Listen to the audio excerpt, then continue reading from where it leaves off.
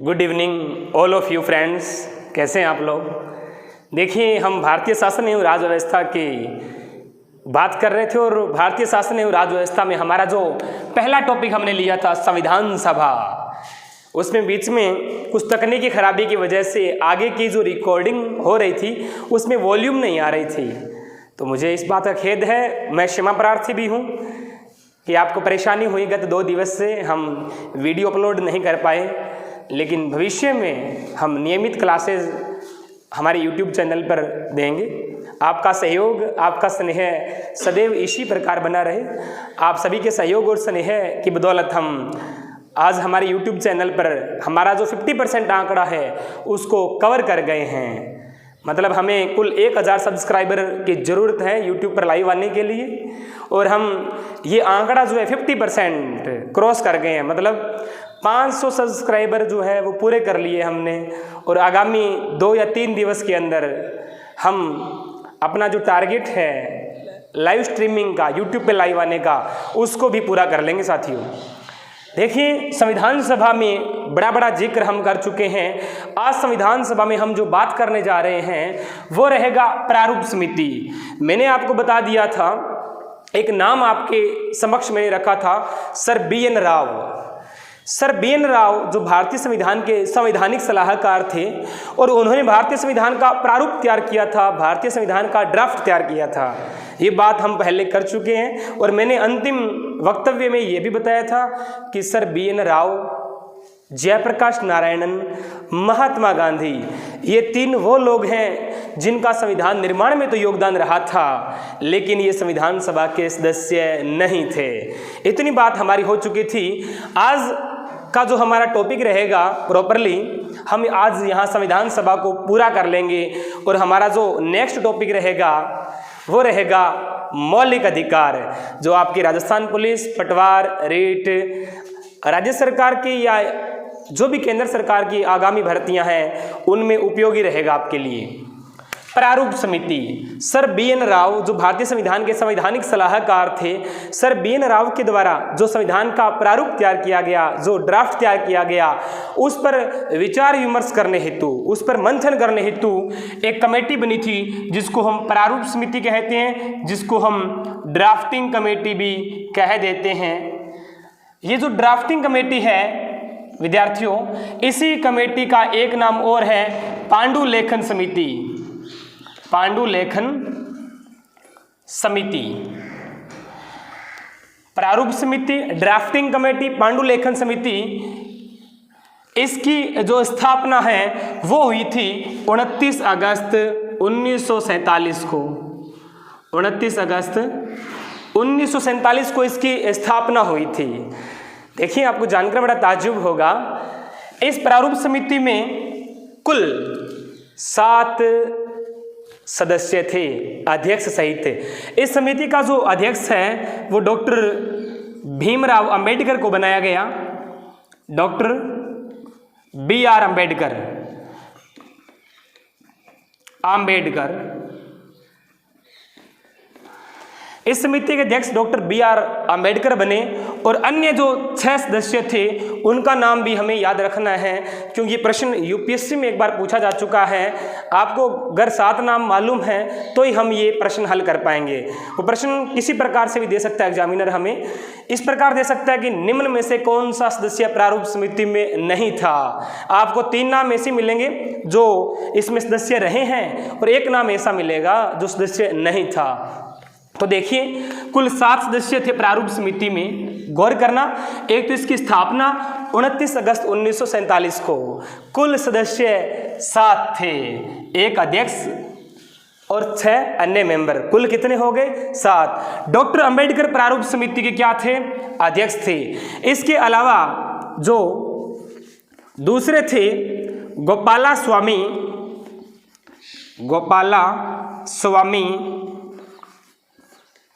अय्यर, गोपाला स्वामी अयंगर, अलादी कृष्णा स्वामी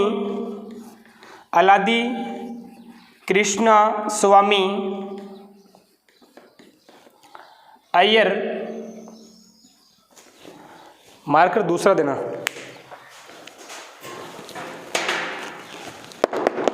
अलादी कृष्णा स्वामी अय्यर। और नंबर 4 पे देखिएगा जरा, आप ये सातों के सातों नाम याद रखना। डॉक्टर अंबेडकर, गोपाला स्वामी अयंगर, अलादी कृष्णा स्वामी अय्यर। आगे देखिएगा जरा, के.एम. मुंशी, के.एम. मुंशी, मोहम्मद सादुल्ला, मोहम्मद सादुल्ला, 5 हो गए। मोहम्मद सादुल्ला। नंबर 6 देखिएगा जरा, कैमरे में आ रहा है ना यहाँ तक board. Mohammed Sadulla, DP Khaitan, DP Khaitan. और अंतिम सदस्य जो थे मित्रों, बीएल मित्र, बीएल मित्र। गौर कीजिएगा, डॉक्टर बी.आर. अम्बेडकर इसके अध्यक्ष है, गोपाला स्वामी जी, अलादी कृष्णा स्वामी, के.एम. मुंशी, मोहम्मद सादुल्ला, डीपी खेतान, बीएल मित्र। कुल प्रारूप समिति में ये 7 सदस्य थे, अध्यक्ष सहित। डॉक्टर अंबेडकर को इसका अध्यक्ष बनाया गया। आज हम प्रारूप समिति की बात कर रहे हैं तो डॉक्टर अंबेडकर की भी बात कर लेते हैं साथ में। डॉक्टर अंबेडकर का जो निर्वाचन है, ये संविधान सभा में कहाँ से चुने गए थे, ये कहाँ से आए थे संविधान सभा में, आपको जानकर बड़ा ताज्जुब होगा। ये परीक्षा हेतु उपयोगी बात है जो मैं करने जा रहा हूँ। डॉक्टर अंबेडकर का जो निर्वाचन है वो जैसुर कुलना से हुआ था। जैसुर कुलना, ये बंगाल में पड़ता था। जैसुर कुलना कहाँ पड़ता था? बंगाल में। देखिए मित्रों, आपको जानकर ये भी ताज्जुब होगा, ये जो जगह है, ये जो स्थान है जैसुर कुलना, जो बंगाल में पड़ता था, जब देश आज़ाद हुआ तो आज़ादी के बाद ये जैसुर कुलना पाकिस्तान में चला गया। कहाँ चला गया? पाकिस्तान में चला गया। लेकिन ये बुद्धिजीवी व्यक्ति थे, दुनिया के कई देशों के संविधानों को इन्होंने बड़ी बारीकी से पढ़ा था, तब इनकी ज़रूरत संविधान सभा में थी। हुआ क्या, जब ये स्थान, ये जगह जैसुर कुलना पाकिस्तान में चली गई तो डॉक्टर अंबेडकर का जो संविधान सभा में पुनः निर्वाचन, ये बात बड़े गौर से सुनिए आप, डॉक्टर अंबेडकर का संविधान सभा में जो दूसरी बार निर्वाचन होता है वो होता है मित्रों बॉम्बे से। कहाँ से? बॉम्बे से। पहली बार संविधान सभा में डॉक्टर अंबेडकर चुन करके आते हैं जैसुर कुलना से, और दूसरी बार जब डॉक्टर अंबेडकर का निर्वाचन होता है आज़ादी के बाद, जब वो स्थान पाकिस्तान में चला गया, दूसरी बार इनका निर्वाचन बॉम्बे से हुआ। ये थे मित्रों प्रारूप समिति, हमारी ड्राफ्टिंग कमेटी, जिसको हम पांडु लेखन समिति भी कहते हैं। ये इसमें सदस्य थे और डॉक्टर अंबेडकर के निर्वाचन की बात हम कर चुके हैं। आप इसका स्क्रीनशॉट ले सकते हैं, लेकिन मुख्यतया ध्यान रखें, साथ के साथ मेंबर अगर अपने को याद होंगे, वर्तमान के परिप्रेक्ष्य में जिस प्रकार से राजस्थान अधीनस्थ एवं मंत्रालयिक सेवा चयन बोर्ड की जो परीक्षाएं हो रही है, आप पीछे के जो भी पेपर पटवार है, चाहे वो ग्राम सेवक का एग्जाम लगा है, छात्रावास अधीक्षक का लगा है, कृषि पर्यवेक्षक का लगा है, कोई भी एग्जाम लगा है, उनमें देख लीजिए आप, जो भी इंडियन पॉलिटी के, भारतीय शासन एवं राज व्यवस्था के प्रश्न आए हैं वो इतने गजब के आए हैं मित्रों। भी आपने किसी प्रकार का सीधा रट्टा मार लिया, ऑथेंटिक तथ्य अगर आपको याद हैं तो आप उस प्रश्न को हल नहीं कर पाएंगे। उन प्रश्नों पर भी हम चर्चा करेंगे टॉपिक पूरा होने के बाद। इसका आप स्क्रीनशॉट ले लें। प्रारूप समिति स्थापना 29 अगस्त 1947 ईस्वी, और इसको पांडु लेखन समिति, इसको ड्राफ्टिंग कमेटी कहा जाता है। ये मेंबर थे। Thank you. अब बात करते हैं अपने संविधान सभा के अंदर डॉक्टर अंबेडकर का योगदान क्या था, वो जिक्र हो चुका है। संविधान सभा में कई बार प्रश्न पूछा जा सकता है कि महिलाओं का क्या योगदान था। तो आपको बता दें, संविधान सभा में कुल महिला सदस्यों की संख्या 15 थी। कितनी थी? संविधान सभा में कुल महिला सदस्यों की संख्या 15 थी, और इनमें से एकमात्र मुस्लिम महिला भी थी। संविधान सभा की एकमात्र मुस्लिम महिला जो संविधान सभा की सदस्य रही, उसका नाम था, गौर कीजिएगा जरा, संविधान सभा में कुल महिला सदस्यों की संख्या, नंबर 1 बात। दूसरी बात, उन महिला 15 जो सदस्य थी, उनमें एकमात्र मुस्लिम महिला सदस्य भी थी, जिसका नाम था विद्यार्थियों बेगम अयाज रसूल। बेगम अयाज रसूल एकमात्र मुस्लिम महिला सदस्य थी। आगे गौर कीजिएगा, हमारी जो संविधान सभा है इसमें जो हमारा राष्ट्रीय ध्वज तिरंगा है वो 22 जुलाई 1947 को एक्सेप्ट किया, स्वीकार किया। 22 जुलाई 1947 को हमारी जो कॉन्स्टिट्यूशन असेंबली है, हमारी जो संविधान सभा है, उसने 22 जुलाई 1947 को राष्ट्रीय ध्वज तिरंगा को स्वीकार किया। आपको जानकर ये भी बड़ा ताज्जुब होगा, ये प्रश्न बहुत बार प्रतियोगी परीक्षाओं में पूछा जा चुका है, लेकिन इससे आगे क्या पूछा जा सकता है सुनिएगा। 22 जुलाई को तिरंगा झंडा जो है संविधान सभा ने स्वीकार कर लिया, लेकिन हमारी एक सदस्य थे संविधान सभा में गोविंद मालवीय। ये जो गोविंद मालवीय थे, इन्होंने सुझाव दिया कि 22 जुलाई को तिरंगा दिवस के रूप में या झंडा दिवस के रूप में मनाया जाना चाहिए। गौर कीजिएगा, गोविंद मालवीय के सुझाव पर ही 22 जुलाई को तिरंगा दिवस या झंडा दिवस के रूप में हम मनाते हैं। नंबर 2 बात आपकी कंप्लीट हुई। आगे देखिएगा जरा, 22 जुलाई 1947 को गोविंद मालवीय के सुझाव पर हमने तिरंगा झंडा या झंडा दिवस के रूप में मनाना एक्सेप्ट किया, उसको स्वीकार किया। आगे देखिएगा, 26 नवंबर 1949 ये वो ऐतिहासिक तिथि है जहां से प्रश्न बहुत बार प्रतियोगी परीक्षाओं में पूछे गए हैं। सर मार्कर दूसरा दो मुझे। 26 नवंबर 1949 को क्या हुआ, गौर कीजिएगा। 26 नवंबर 1949 को भारत का जो संविधान है वो आंशिक रूप से लागू कर दिया गया था, आंशिक रूप से लागू हुआ। देखिए ध्यान दीजिएगा जरा, 26 नवंबर 1949 को भारत का जो संविधान है वो आंशिक रूप से लागू हुआ। इस दिन भारतीय संविधान के कुल 16 अनुच्छेद जो है वो लागू कर दिए गए थे। कितने अनुच्छेद? 16 अनुच्छेद। वो कौन कौन से थे सुन लीजिए जरा, कौन कौन से अनुच्छेद थे, इधर लिख देता हूं मैं आपको। एक तो नागरिकता, सिटीजनशिप जो है, नागरिकता से संबंधित जो भी अनुच्छेद थे वो लागू कर दिए गए। नंबर 2 बात, राष्ट्रपति की शपथ, अंतरिम राष्ट्रपति, अंतरिम राष्ट्रपति व इलेक्शन कमीशन ऑफ इंडिया, ये वो 16 अनुच्छेद जो महत्वपूर्ण थे, उनको 26 नवंबर 1949 को लागू कर दिया गया।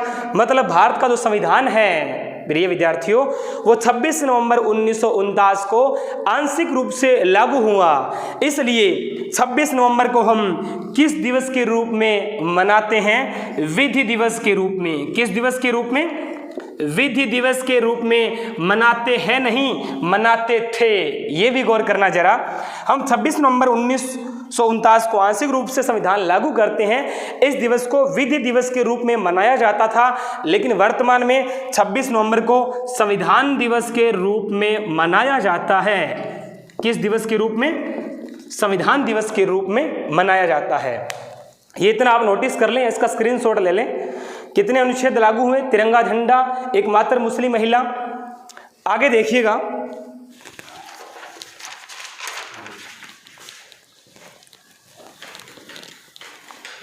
हमारी जो संविधान सभा है उसकी जो अंतिम बैठक है, अब हम अंतिम मोड में चलते हैं। हमारी संविधान सभा की अंतिम बैठक जो हुई वो हुई थी 24 जनवरी 1950 ईस्वी को।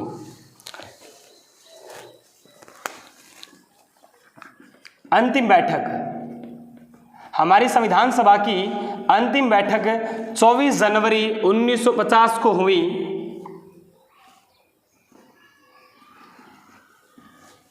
भारत का संविधान पूर्णतः बन करके तैयार हो चुका था और आपको जानकर बड़ा ताज्जुब होगा, इसी दिन भारत के संविधान पर कुल 284 सदस्यों ने सिग्नेचर किए थे, हस्ताक्षर किए थे। और सबसे पहले संविधान पर हस्ताक्षर करने वाले व्यक्ति थे पंडित जवाहरलाल नेहरू।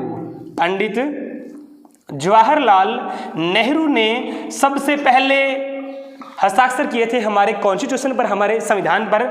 और सबसे अंत में, इधर देखिएगा जरा, सबसे अंत में हस्ताक्षर करने वाले व्यक्ति थे डॉक्टर राजेंद्र प्रसाद। डॉक्टर राजेंद्र प्रसाद ने सबसे अंत में हस्ताक्षर किए थे। कुल 284 सदस्यों ने जब संविधान बन करके तैयार हुआ, कुल 284 सदस्यों ने संविधान पर हस्ताक्षर किए थे। अब गौर कीजिएगा जरा, हम बात कर रहे हैं संविधान सभा के अंतिम चरण की, हम संविधान लागू करने वाले हैं। और देखिएगा जरा, 26 जनवरी 1950 ईस्वी को भारत का संविधान लागू होता है और इसी दिवस को हम गणतंत्र दिवस के रूप में मनाते हैं। किस दिवस के रूप में? गणतंत्र दिवस के रूप में। वो इसलिए नहीं कि संविधान लागू हुआ, क्योंकि 26 जनवरी 1950 ईस्वी को भारत के जो राष्ट्रपति है डॉक्टर राजेंद्र प्रसाद जी, उन्होंने राष्ट्रपति के रूप में शपथ ली थी, इस दिन पद ग्रहण किया था। इस कारण से हम गणतंत्र दिवस के रूप में 26 जनवरी को मनाते हैं। गौर कीजिएगा, संविधान सभा का जिक्र हो रहा है तो कुछ महत्वपूर्ण बिंदु और हैं जिनकी मैं यहाँ चर्चा कर लेता हूँ। डॉक्टर राजेंद्र प्रसाद जी जो हैं, जो हमारी संविधान सभा के स्थायी अध्यक्ष थे, डॉक्टर राजेंद्र प्रसाद ने भीमराव अंबेडकर को, डॉक्टर अंबेडकर जिनका योगदान रहा संविधान सभा में, डॉक्टर राजेंद्र प्रसाद ने डॉक्टर भीमराव अंबेडकर को, BR अम्बेडकर को संविधान सभा को संचालित करने के कारण एक दक्ष पायलट की संज्ञा दी। ये प्रश्न प्रतियोगी परीक्षाओं हेतु उपयोगी है। डॉक्टर राजेंद्र प्रसाद ने डॉक्टर अंबेडकर को एक दक्ष पायलट कहा, एक दक्ष पायलट की संज्ञा दी या दक्ष पायलट कहा। देखिए, मैं दोबारा रिवाइज कर देता हूँ कंप्लीट का कंप्लीट, क्योंकि ये तीसरा पार्ट है हमारा संविधान सभा का। संविधान सभा की स्थापना जो है 1946 के कैबिनेट मिशन योजना के आधार पर हुई थी। उसमें 3 मेंबर थे, उसका जिक्र हम कर चुके हैं। देखिए, मुस्लिम लीग के कितने मेंबर आए थे आपको मालूम है, 73 आए थे। देशी रियासतों से 93 आए थे। और मैंने 296 सदस्य बोला था अंग्रेजी भारत से, जिनमें से 4 तो चीफ कमिश्नरी प्रांतों के थे और 292 सदस्य अंग्रेजी जो प्रांत थे, 11 प्रांत उस समय आज़ादी के दौरान हुआ करते थे और वहाँ से आए। महिला सदस्यों की संख्या संविधान सभा में जो थी वो 15 थी। हम बात कर चुके हैं स्थायी अध्यक्ष कौन थे, अस्थायी अध्यक्ष कौन थे, किस प्रकार से संविधान सभा चली, पहली बैठक क्या थी, उद्देश्य प्रस्ताव क्या था नेहरू जी का, एक एक बिंदु पर हम चर्चा कर चुके हैं। आप मित्रों पूरे के पूरे तीनों के तीनों जो वीडियो हैं वो कंप्लीटेड देखें, तब आपको समझ आएगा। और आगामी आपको बता दूं, मैं जो भी क्लास डालेंगे वो 1-2 पार्ट में डालेंगे अधिकतम, ऐसा नहीं अब की बार की तरह आपको घसीटें, नहीं। डॉक्टर राजेंद्र प्रसाद का जिक्र कर चुके हैं अपने। आगे देखिएगा मित्रों, संविधान सभा जो है हमारी, उसकी कुछ एक लोग आलोचना करते हैं, तो वो आलोचना भी साथ में पढ़ लेते हैं अपने। संविधान सभा की आलोचना करते हुए अमेरिकी इतिहासकार ग्रेनविल ऑस्टिन, नाम सुना होगा आप लोगों ने।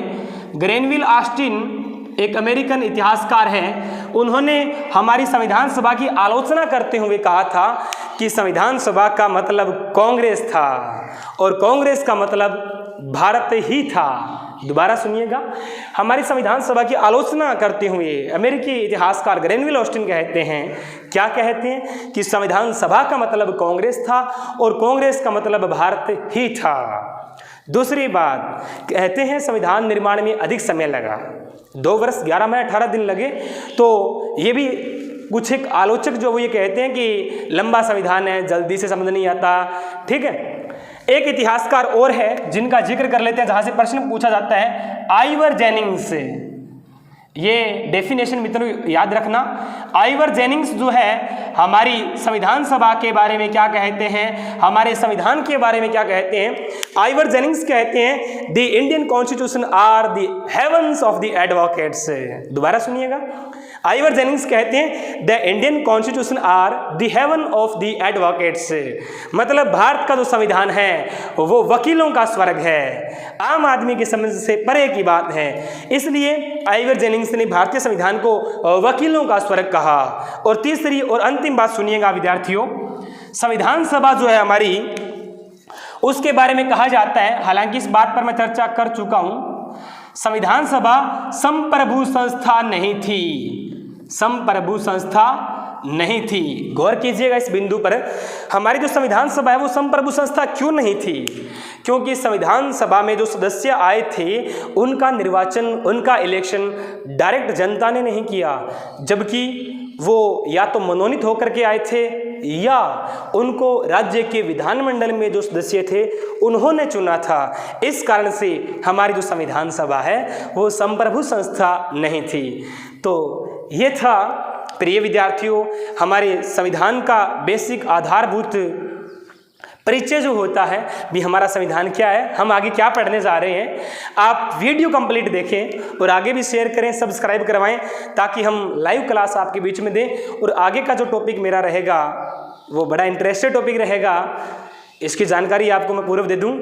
हम आगे जो पढ़ेंगे 2 क्लासों में वो हमारे रहेंगे मौलिक अधिकार। भारतीय संविधान का भाग 3 अनुच्छेद 12 से 35 तक क्या कहते हैं हमारे फंडामेंटल राइट्स, मौलिक अधिकार क्या कहते हैं, किस प्रकार के प्रतिबंध है, वो कब हैं, कैसे हैं, कितनी छूट है हमें और कितने मर्यादाएं हैं उन पर। तो आगामी क्लास में आपके बीच में उपस्थित रहूँगा फिर मैं मौलिक अधिकार हमारे फंडामेंटल राइट्स की क्लास लेकर के। तब तक के लिए जय हिंद, जय भारत।